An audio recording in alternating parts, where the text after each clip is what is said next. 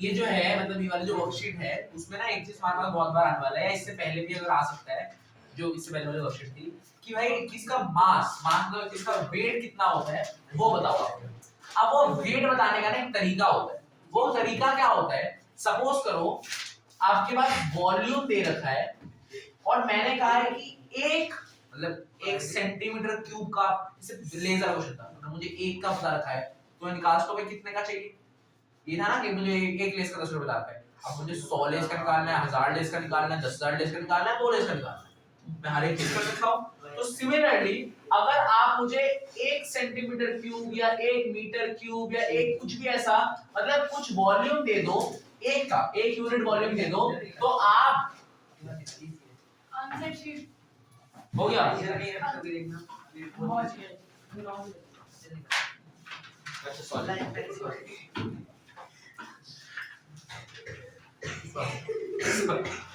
देखो तो अगर मेरे पास इसे 1 मीटर क्यूब का कुछ दे रखा हो और मुझे वॉल्यूम दे रखा हो तो मैं उसका वेट निकाल सकता हूँ।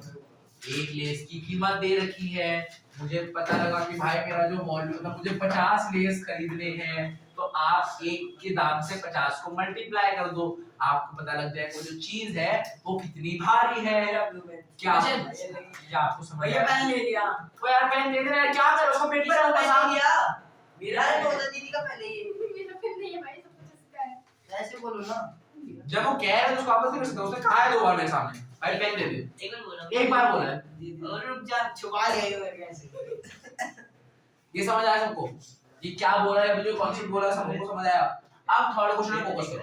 थर्ड क्वेश्चन क्या कहता है कि आपको इस बॉल का मास निकालना है, मास निकालना है और उन्होंने बोला है कि 1 सेंटीमीटर क्यूब 8.9 ग्राम का है, 1 सेंटीमीटर क्यूब 8.9 ग्राम का है।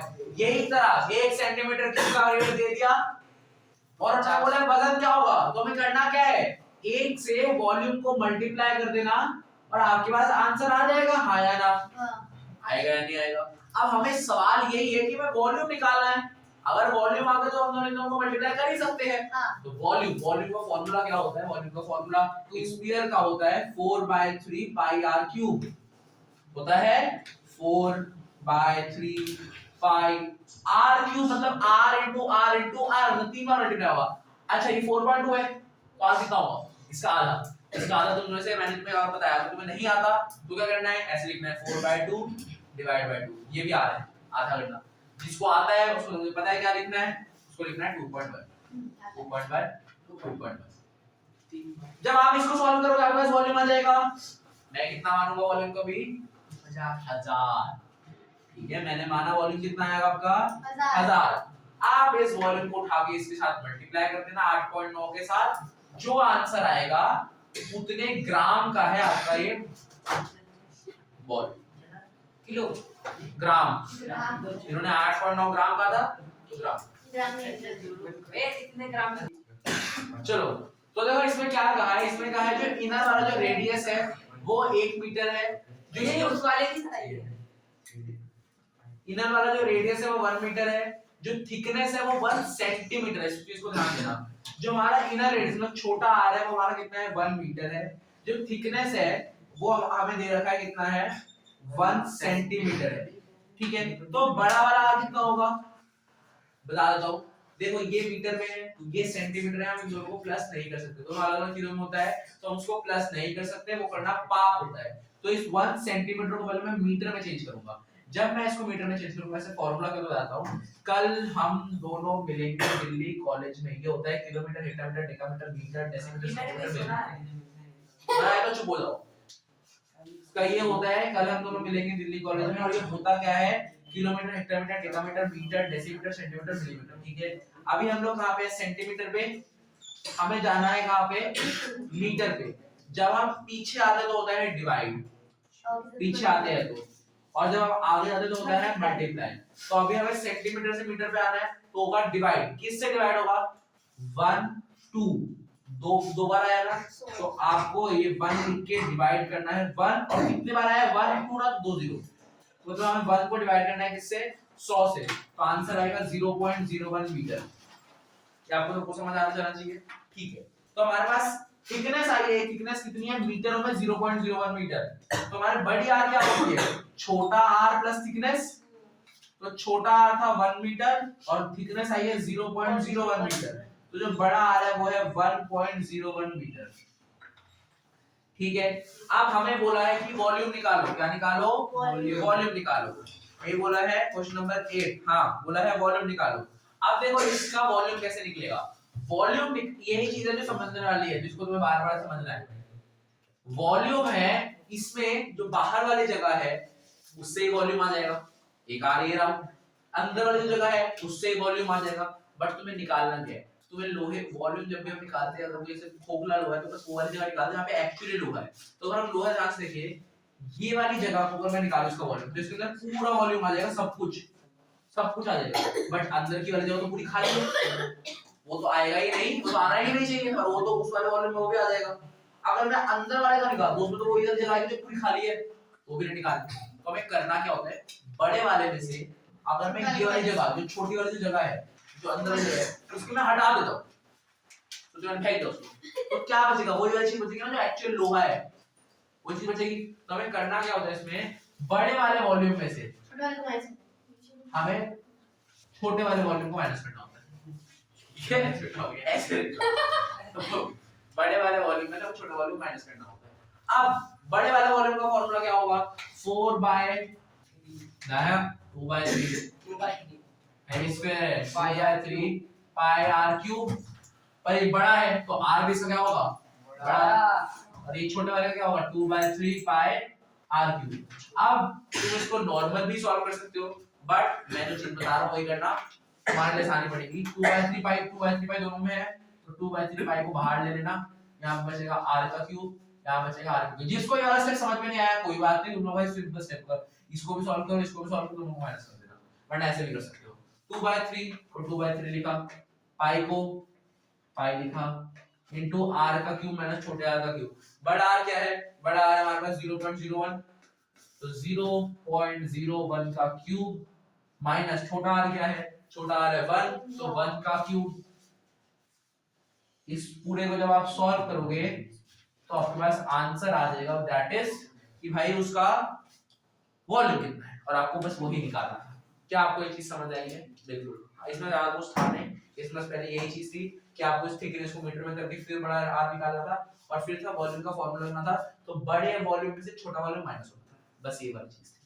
अगला क्वेश्चन करते हैं।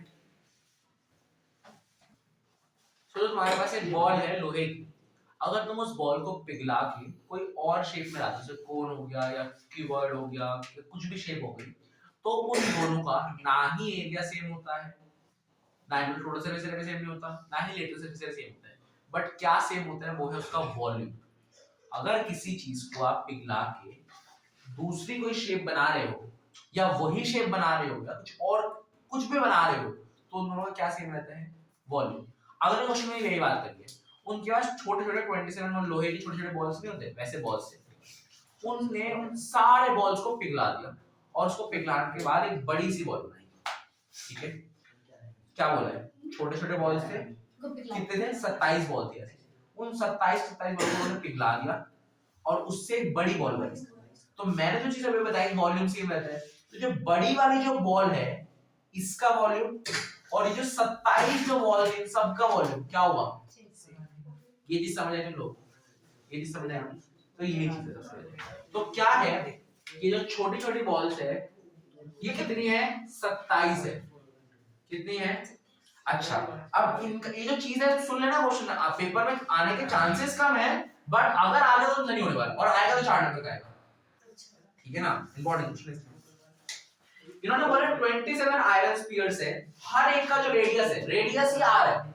इन्होंने कहा अरे चुप हो जाओ ना यार, इनका जो रेडियस है वही क्या है r, कुछ नहीं है बस r है, नाम ही r है रेडियस का, ठीक है ना। इन्होंने कहा है और इनका जो सरफेस एरिया है, सरफेस एरिया मतलब टोटल सरफेस एरिया, स्फीयर का टोटल सरफेस एरिया होता है, इन्होंने कहा इसका जो सरफेस एरिया है वो है s, ठीक है, इन्होंने ये चीज कहा है।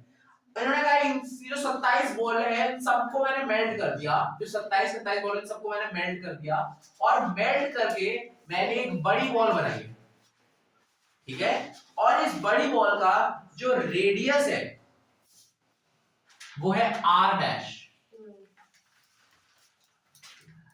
इसको इसका क्या है रेडियस r डैश। और इसका जो सरफेस एरिया है नया वो है क्या होगा, गैस करो, S dash. s dash. तो इसका रेडियस r, इसका रेडियस r डैश, इसका रेडियस s, इसका radius R dash. s dash. ठीक है ना। अब इन्होंने बोला क्या है, क्या निकालना है, इन्होंने बोला है आपको निकालना है r डैश और S dash. Ratio of S dash. Ratio S and S dash. s and s dash. एक समझ आया आपको क्या करना है, देख ले वीडियो ऑन करो ना। ठीक है। अब सबसे पहले r डैश निकालना है। मैंने तुम्हें अभी अभी कहा है कि इन 27 बॉलों का जो वॉल्यूम होगा और इस जो बड़ी वाली बॉल होगा इसका जो वॉल्यूम होगा ये दोनों क्या होंगे, सेम होंगे।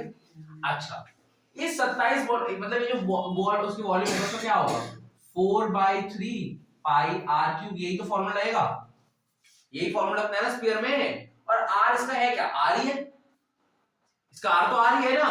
तो इसकी एक बॉल का वॉल्यूम होगा ये। और कितनी बॉल है, कितनी बॉल है, 27 बॉल है। तो इसको 27 से मल्टीप्लाई कर दो तो हमें पता लग जाएगा 60 बॉलों का वॉल्यूम कुल मिला के इतना ही रहा। और ये किसके बराबर है, बड़ी वाली जो बॉल है इसके वॉल्यूम के बराबर है। बड़ी वाली बॉल मतलब क्या, 4/3 पाई r क्यूब। और इसका r क्या है, r डैश, तो r डैश का क्यूब। ये समझ आया सबको, हो रहा है ना। भैया क्वेश्चन नंबर तो बता दो कौन सा करा रही है। 9. ये आपको समझ आया क्या बोला है। अब देखो यहाँ पे क्या है, 4/3 पाई और 4/3 पाई हर जगह से कट जाएगा तो बच क्या जाएगा 27 r क्यूब और r डैश का क्यूब। ठीक है, ये आपको समझ आया। हमें निकालना क्या r डैश, हाँ. तो r डैश को यही रहने दो, इसको ऐसे रहने दो और ये हो जाएगा इसका क्यूब रूट। क्यूब स्क्वायर होता है, यहाँ पे आगे स्क्वायर रूट होता है, क्यूब होगा तो यहाँ पे आगे क्यूब रूट होगा। देखो चित्र डालता हूँ, ये क्वेश्चन ना थोड़ा सा ऊपर लेवल का है। अगर आपके दिमाग में जा रहा है तो इसको आप जान लीजिए, नहीं जा रहा है तो आपको मत जाने दीजिए। आप इसको वॉल्यूम एक बार आप वीडियो देख लेना, कोई दिक्कत नहीं है। अगर तब भी समझ में ना आए 2 बार समझने के बाद आप उसको छोड़ दो, आपके लिए अच्छा रहेगा। ठीक है, तो अगर मैं इसको बोलता हूँ क्यूब रूट, क्यूब रूट होता क्या है, 27 को लिख सकता हूँ 3 × 3 9, 9 3 27 और r कितना लिख सकता हूँ, बताओ। वीडियो पॉज करो, मत करो, बोल लियो। अब देखो क्यूब रूट में जैसे स्क्वायर रूट में हम 2 के पेयर बनाते हैं, क्यूब रूट में हम 3 के पेयर बनाते हैं। तो यहाँ पे ये 3 का पेयर बनेगा और ये r के भी 3 का पेयर बनेगा। तो 3 आ जाएगा बाहर और r भी आ जाएगा बाहर। 3 × r क्या होगा 3r और किसके इक्वल है r डैश के इक्वल। तो r डैश मेरे पास क्या आया 3r। ये आपको समझ आया, समझ आया, ठीक है। एक पार्ट बाकी है, क्या ये आप सबको समझ आया क्या कर रहा है मैंने, बस ये इसके सॉल्व करता के आगे आ गया। बस इसमें सीखने वाली बात क्या थी जो आपको पहले से पता होना चाहिए, पर मैं आपको बता रहा हूँ कि जो ये क्यूब रूट होता है तो उसमें 3 के पेयर बनते हैं। समझ आया आपको, भैया थोड़ा बहुत क्या है, थोड़ा बहुत क्या है, थोड़ा समझ में नहीं आया, समझता आ गया। वीडियो खुद कर देना जब आता है। आप इन्होंने बोला है s और s डैश का रेशियो निकालना है, ठीक है ना। s का फार्मूला क्या होता है, सरफेस एरिया, s मतलब सरफेस एरिया है। सरफेस एरिया का फार्मूला क्या होता है, फार्मूला क्या होता है, सर्कल 4πr² स्फीयर है सर्कल 4πr²। फिर उन्होंने बोला रेशियो निकालो s और s डैश का, s होगा 4πr², r इसका r क्या था नॉर्मल r का स्क्वायर, और s डैश मतलब वही 4πr²। 4 पाई पर इधर r क्या है r डैश का स्क्वायर आया ना। आप देखो दोनों में से 4 पाई कट जाएगा, ये ऊपर रहा r² और नीचे है r डैश का स्क्वायर। r डैश क्या है 3r, हाँ. तो 3r का स्क्वायर होगा 9r²। r² से r² कट जाएगा तो आंसर कितना आएगा 1/9। तो रेशियो क्या होगी 1:9। वीडियो बंद कर दो। क्या गाइस आपको समझ आ चुका है, लाइक करो, सब्सक्राइब करो, शेयर करो। मत कर देंगे बंद करो। ये आए